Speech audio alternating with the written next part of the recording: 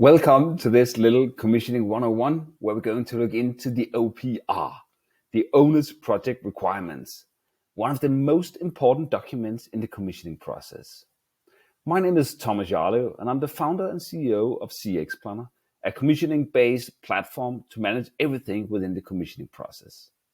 I have a background within the commissioning industry, where I've been working as a consultant, as a designer, and also as the owner's commissioning representative. I'm also the author to the book, A Practical Guide to the Commissioning Process, detailing how to perform the commissioning process in a practical way.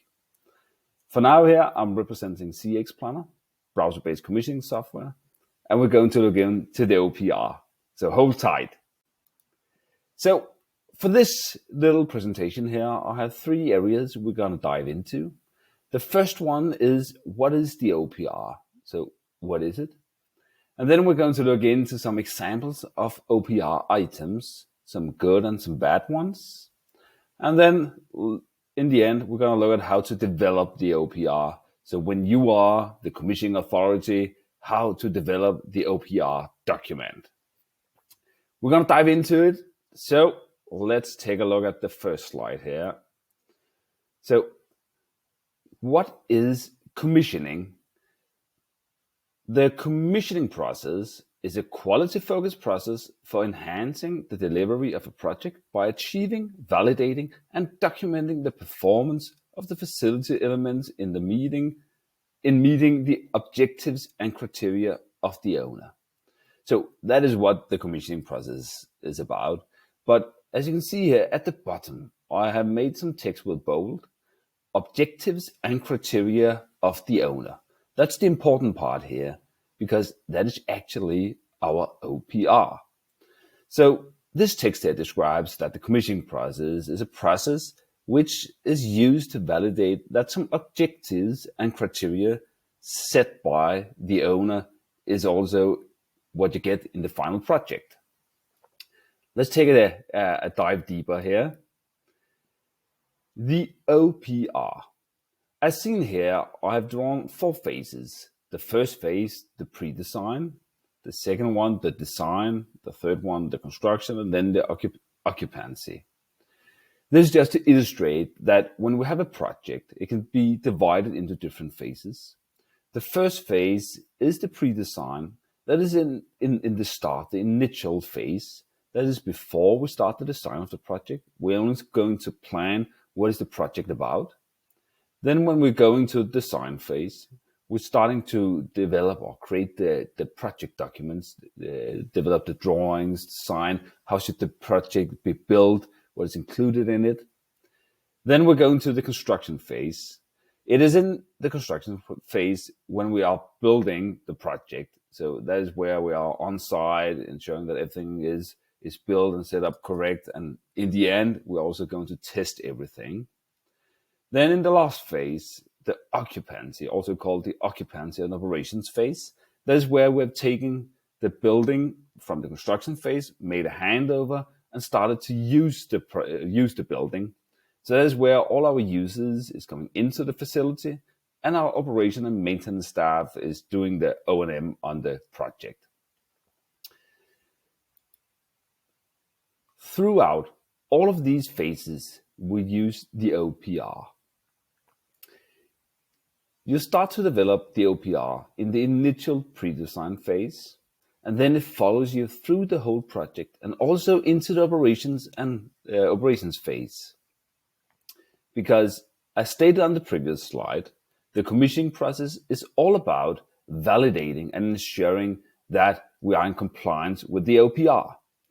So you cannot start the OPR during the design phase, because then you've made some choices and chosen a path maybe which is not in compliance with the OPR or not based on the OPR. So you cannot have a commissioning process without the OPR. Seen in another way, if you're going to validate or verify that something is in compliance with X, then you also need to specify what X is. Unless you have nothing to verify it up against. So everything in the commissioning process is based on the OPR. Started in the pre-design, followed through the whole process. So the definition of an OPR item. So a document prepared by the owner that details the functional requirements of a project and expectations of how it will be used and operated. This document includes project goals, measurable performance criteria, cost considerations, benchmark success criteria, and supporting information. So the OPR is a document containing all the OPR items, and each of these items must describe some criteria or objectives by the owner. As can be seen on the right side here, I've included four focus areas for OPR items. It must be a verifiable requirement. So if you cannot verify the requirement, then you cannot include it in the OPR. But because the commissioning process, it needs to verify and validate something. And to do that, you need to have something to verify and validate. So if your OPR item is so loosely defined that it's not possible to verify it, then it's not an OPR item. We're coming back to that one with a couple of examples on the next slides. Then it should be a functional requirement. So if possible, you should develop the OPR items based on functional requirements instead of like static, very detailed descriptions. Because when you define it as a functional requirement, then you let the designer come with a solution on how to fulfill the requirement. If you create a very detailed requirement, it must be this and that and designed like this, then you do the designer's work. And that's not the purpose of this. The third one here, interdisciplinary focus. Commissioning is focusing on the systems. So across the different contractors, across the different installations. So if possible, only if possible, then the requirements should focus across the different disciplines. So that could be the combination of the ventilation plant, the BMS, the cooling and heating, and how that works together. So a functional requirement for the interdisciplinary focus. And then the last one here, don't do redundancy with the OPR items. If the project already have a requirement, then don't repeat it in the OPR, because we don't like to do double work, and commissioning is not double work, it's extra. So the OPR items must be unique in most cases. In some certain cases, it's okay to use redundancy here. So if the owner has a very strict focus and it's very important for the owner that some area of requirement is fulfilled, then you can include a redundant item of it in the OPR.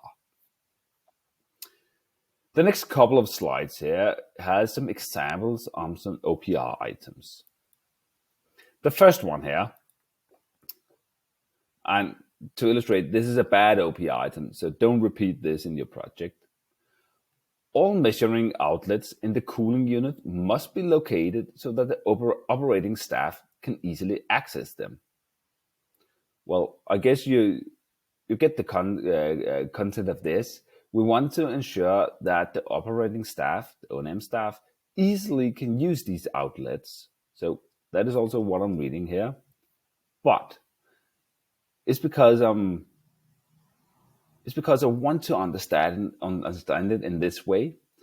Imagine that time is running out. The project has gone over budget, and the contractor is only having like 1 week to finish the project.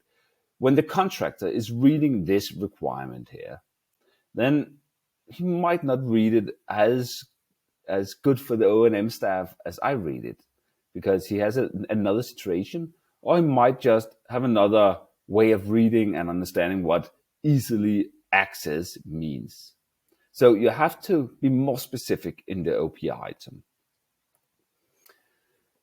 The bottom one here, it is the same OPR item, but made more strict and specify the requirements better.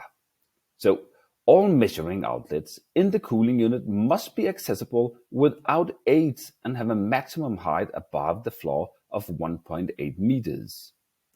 So in the second OPR item here, we then specify that the O&M staff must be able to access the outlets without aids, so without their ladders or tools, and also that the outlets must not be placed above 1.8 meters. So let's say that the contractor is a guy who's 2.5 meters high. Then for him, it would be easily accessible to place the outlets in 2.1 meters above the floor. But with our second example, the good one down here, we specify for the owner the exact requirements so everyone knows what the requirement is about. It doesn't matter if I'm the commissioning authority and have written this OPR item and given it to another commissioning authority or commissioning team, everyone knows what this includes. The second example here is more specific for the BMS system. The O&M staff must be able to get an overview of the building's energy consumption on a monthly basis in the BMS system. That makes sense. It's a good requirement, so the O&M staff can keep track on the building's energy consumption, and they can also do it on a monthly basis. So that might be like a wish from the O&M staff, but it's not specific enough. The good one down here, the O&M staff must be able to create separate graphs of an optional month electricity, water, heating, and cooling consumption separated for each floor by means of a button on each display in the BMS system. Consumption must be displayed on the y-axis and 0.0 must be 0. The time period must be displayed on the x-axis and 0.0 point must be the start of the month. So down here, we've specified more directly what our requirements is for the O&M staff and how they're going to use it. So down here, we actually gave the O&M staff the possibility to select the exact month they want to get data from. We also give the possibility so they can differentiate between what type of consumption they want to see: electricity, water, heating, or cooling. We also say that they must be able to separate it by each floor. So in the bad one at the top here, they get like a full-blown what's the consumption of this building. In our second one, they can divide it by type, but they can also divide it by floor. Furthermore, the bottom one here, that's an important one. There we specify how to display it. We say that the consumption, the usage, must be shown on the y-axis, so the up. And then we say that the 0.0, like the bottom one, must be 0. And the same goes for the time period, but then on the x-axis. If we don't specify this, then imagine that the BMS subcontractor likes to have the 0 point as 10 or logarithmic scale. Then we cannot specify how we want to have the data out. Then there's someone else who's specifying on what they like to show. In the end here, we're going to have a look on how an OPR structure could be. So this is just a very simple screenshot from CxPlanner to show how an OPR document or log is shown inside the platform. Each of the items must have a unique ID, so you always can come back and see which ID was referenced to what. Each of them must also have a name. So the name here is the description of the OPR item. You can then attach categories or tags. How should they be verified, by review or visual or by test, and who is responsible. So it's just very important that you keep a strict and structured overview of all the OPR items. They must not be edited after they have been established unless the owner approves it and you communicate it to everyone on the project. When you're going to develop these OPR items, then, well, this is a slide about the preparation, so how to develop them. The first bullet here, the owner's requirements. You always have to be aware that this is not your requirements, it's the owner's. So the owner must come with the requirements. When all the requirements have been established and you as the commissioning team has adjusted them so they fit into like the OPR methodology, then the owner has to approve them. He has to sign off, and then the OPR is approved and can be used in the project. When you are developing the different OPR items, then use the knowledge base that you have. You have been on other commissioning jobs. You have seen what's going wrong and it's important to focus on. You use that and include that as a baseline for the OPR. Then you can also use a nominal group technique and other brainstorming solutions where you like include the owner or the users and help them to specify the requirements. It's important that you know that it's not everyone who's a technical person and can specify a functional, verifiable requirement which can be measured later on. They might just have some wishes or some more loosely defined requirements. And then it's your job as the commissioning team to take those input and create the OPR from them. Yeah, it also goes, the commissioning team are the specialist. You got to help the owner. And well, it can happen that the owner is not actively participating and just giving you the job to develop the OPR. Then do the OPR, develop it, use your knowledge base, but remember to get the owner to sign off that is what your OPR looks like. The last one here, well, is maybe just more like a reference to CxPlanner. Use your templates. Inside CxPlanner, you can generate different templates for different projects. So you can save like your OPR and then restore it on your next project. So, well, hit the ground running with one click and you're up and rolling. Besides this information here, then I will also, I could advise to read the book, A Practical Guide to the Commissioning Process. I'm the author to it. But within that book, you get a lot of more information about the OPR, how to prepare it, and hundreds of practical examples on how OPR items could be written in the OPR document. Well, that was what I had for today. A quick dive into the OPR, the owner's project requirements. So remember, the OPR is the requirements the commissioning process is based on. Without any requirements, you don't have anything to verify a test, so you don't have a commissioning process. So get the OPR, get the requirements in the early start of the project, in the pre-design phase, and then use those as your baseline for what you're testing in the commissioning process. Read more in A Practical Guide to the Commissioning Process if you want to have more practical knowledge about the OPR. And if you need the tools to work with the OPR and develop it, then take a look at CxPlanner. Have a good one.